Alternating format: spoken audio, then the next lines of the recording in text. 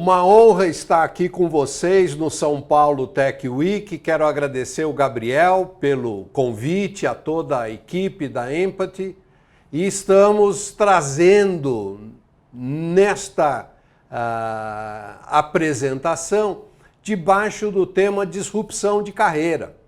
Como a gente está muito ligado no presente por causa da pandemia, né? Põe máscara, diminui a máscara, olha o álcool. E hoje a gente vai dar uma pausa no presente e vamos tentar olhar um pouquinho para o futuro. E aí eu já tenho um gancho para falar de mim mesmo, como um futurista social, né? Onde o amanhã não é sobre tecnologia, e sim sobre gente, sobre você, sobre a minha pessoa, sobre nós seres humanos. Eu, como futurista social, que assim me denomino, né, passei décadas procurando entender primeiro a mim mesmo para entender as pessoas.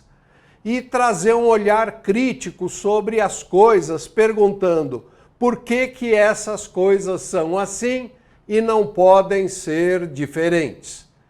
Nestes últimos anos, eu tenho, portanto, me dedicado a estudar as transformações e um pouquinho sobre gerações.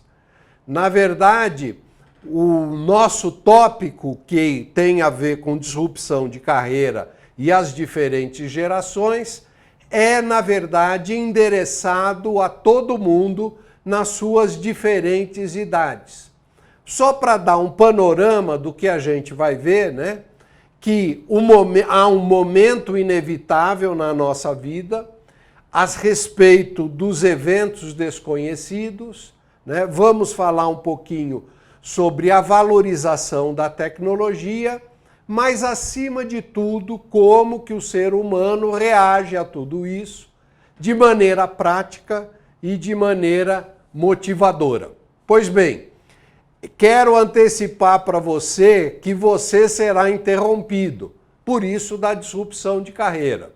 A gente presta atenção ao Bill Gates, o homem mais rico do mundo. Ele oscila entre o primeiro e o segundo lugar. Mas eu não quero mostrar nessa foto o Bill Gates.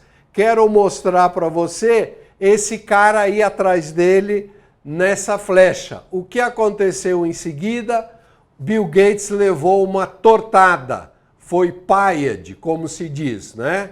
Nos lados da língua inglesa. Pois bem, se ele não está protegido de uma tortada, o que dizer de nós que teremos um evento inevitável na nossa vida? Quer mais um exemplo? Aí está o presidente Bush, o homem mais poderoso do mundo à sua época, fazendo uma entrevista coletiva no Iraque, leva uma sapatada, quase que atingiu a cabeça dele. Se ele não dá aquela desviada e se o presidente iraquiano não coloca a mão na frente, levava uma sapatada ao invés de uma torta. Então, na verdade, todos nós estamos sujeitos ao evento inevitável. E eu quero trazer para você um número que é muito significativo. Esse número é praticamente 50%. Esses 47% é um número que roda na boca de todo mundo, que tem um olhar especial sobre a empregabilidade. O futuro do emprego está diretamente ligado a esse número. Por quê? 47% dos empregos, das carreiras, das funções de 2020, nesta próxima década, nos próximos anos, 21 até 30, perderão sentido, vão se extinguir, não mais vão existir. Por isso que a gente tem que trabalhar o desafio do futuro. Então, peço para você fazer um parênteses na pandemia e vamos olhar para o amanhã, vamos olhar para frente. Gosto muito dessa fala do Gerd Leonhard, que ele diz o seguinte, que não estava chovendo quando Noé começou a construir a arca. A gente conhece um pouco da história bíblica, do dilúvio, e sabemos que Noé colocou os bichinhos lá dentro do barco dele. Pois bem, ele levou várias semanas para construir a arca. E enquanto ele construía, o tempo, a previsão do tempo era sol com poucas nuvens. Uma outra citação muito legal é desse Brad Burnham, que fala o seguinte, nada, nada, nada, e então, de repente, algo dramático acontece. É o que a gente viveu na pandemia e é o que a gente vive com as interrupções, as tortadas, as sapatadas que a gente vai sofrer ao longo da nossa vida e ao longo da nossa carreira. Eu quero fazer um gancho, uma ponte com relação às gerações brasileiras. Primeiro é uma pitada crítica com relação à aceitação que nós temos feito a respeito das denominações e aos estigmas que são colocados nos grupos geracionais. E quando a gente faz e recebe isso sem filtrar, nós perdemos a nossa identidade. Devemos respeitar o que somos, né? Por isso, da necessidade da gente entender a nós mesmos para depois dar palpite. E aí eu insisto, cuidado com os estigmas e platitudes. Quero compartilhar aqui algo que eu tenho estudado nos últimos 10 anos, entendendo a história brasileira, entendendo os grupos geracionais, puxando inclusive alguns bons séculos para trás para entender as gerações que chegaram hoje e que estão hoje no nosso cenário, na nossa sociedade, na nossa cultura. Quero fazer essa breve explicação. Primeiro, trazendo um dado que é importantíssimo para entendermos a realidade brasileira. Essa é a pirâmide etária, lá para quem está vendo o azul, os homens, para quem está vendo o vermelho, né? Quem não é daltônico, eu queria dizer lado esquerdo, lado direito, né? Então nós temos o azul os homens, vermelho as mulheres. Pois bem, nos 213 milhões de brasileiros em 2021, são dados projetados para 1º de julho. Nós temos aí uma pirâmide que ela começa a fechar na base e começa a ficar mais estável com tendência para fechar. Ou seja, essa faixa mais gorda da pirâmide, nos próximos anos, vai estar subindo e vai estar se aposentando. E a força de trabalho, evidentemente, vai ser menor, porque ela vai estar mais magrinha. Então é um desafio para nós, para a gente entender as implicações desse perfil, dessa moldagem na pirâmide. E agora vamos extrapolar a pirâmide com os grupos geracionais por faixas de idade. Nós temos hoje, com certeza, 6 gerações. A sexta e mais antiga, que a gente chama de modernidade, ela hoje não é muito representativa, porque já está com mais de 92, 93 anos. Em 2021, com mais de 93 anos. Pois bem, nós temos aqui revolucionários, que é quem está na faixa de idade de 74 a um pouco mais de 90, 92. A geração Bossa Nova, da qual eu faço parte, que está entre 55 e 73, faz de conta que eu estou lá no meio, tá?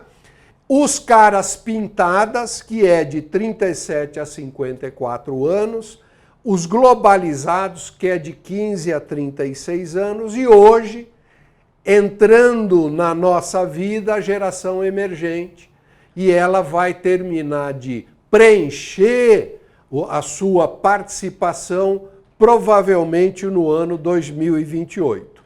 Para explicar melhor, tem essa divisão em pizza. Então nós temos aí caras pintadas, globalizados, representando praticamente 60% para 63% da nossa população. Nós temos os emergentes que estão chegando e nós temos o Bossa Nova, que representa aqueles que ainda estão ativos no mercado, mas gradativamente indo para a aposentadoria.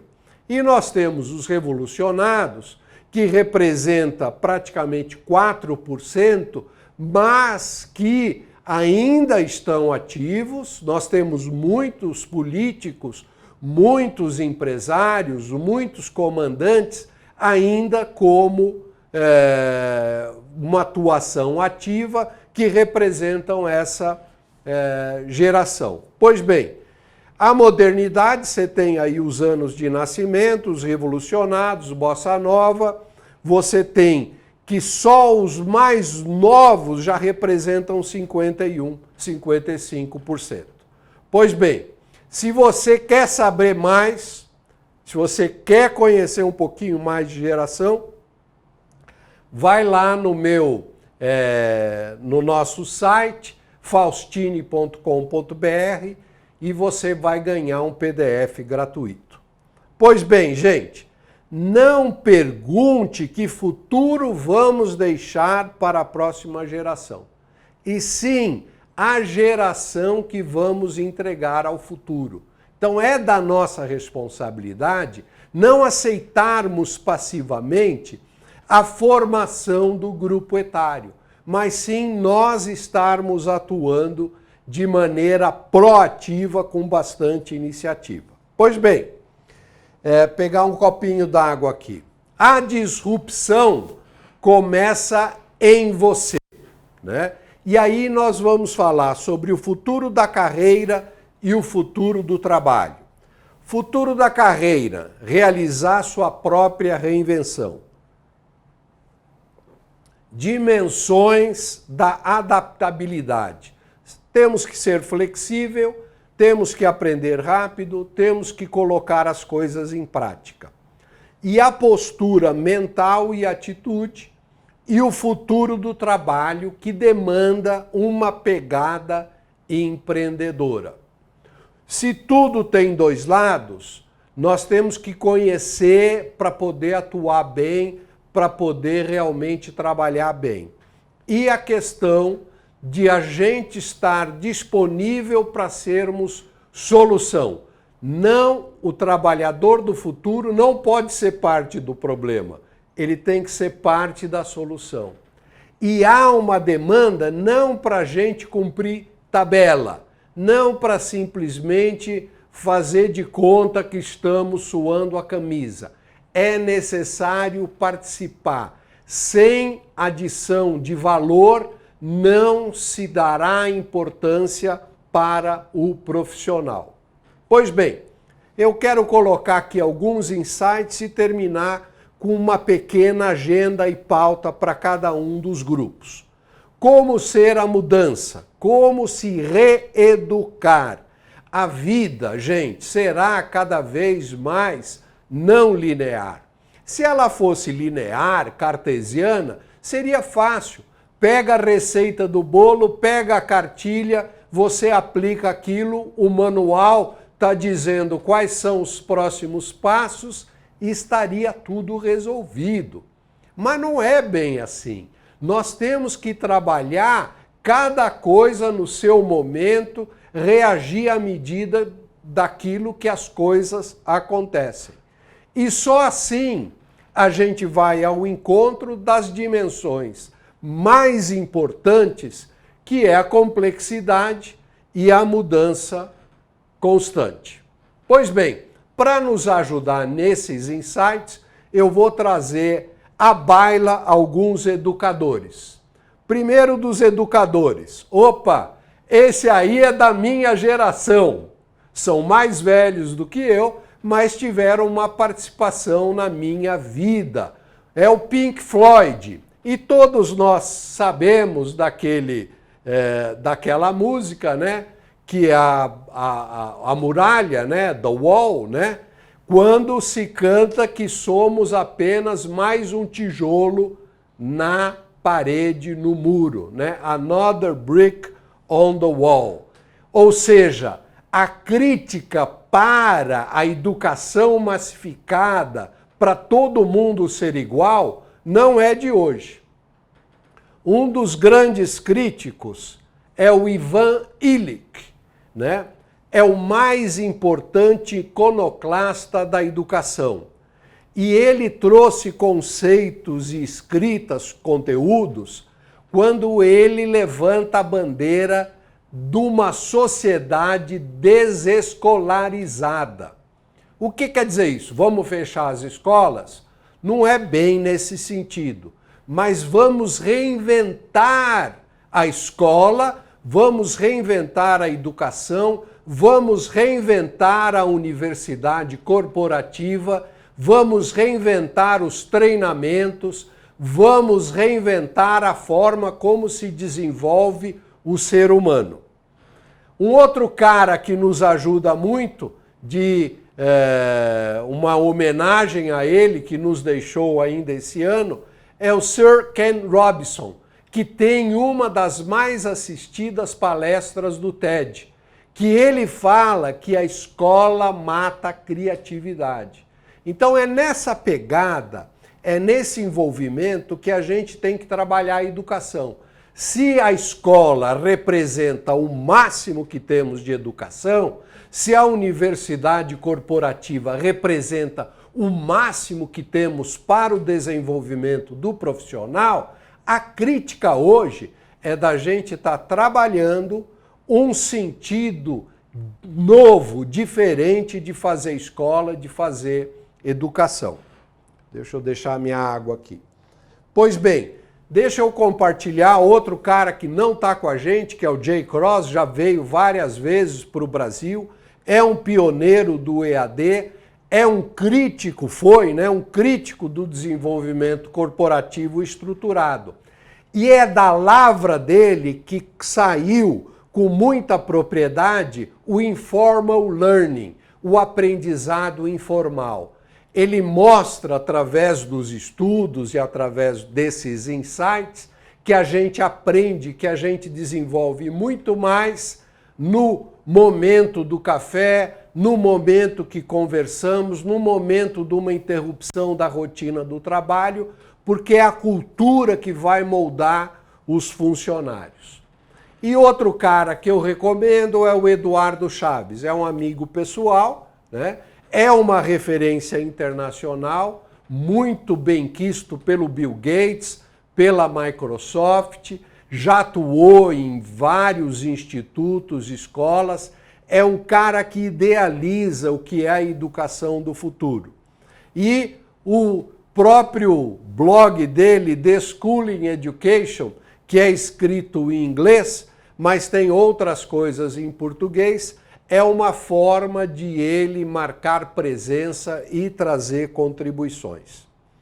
Pois bem, gente, o que precisamos, para a gente resumir, não é de uma alternativa para as escolas, mas sim de escolas alternativas, como diz o John Holt. Pois bem, eu quero falar sobre as dimensões: adaptabilidade, ser flexível e aprender rápido, atitude, postura mental, ser esperançoso, realista, sem ser otimista utópico.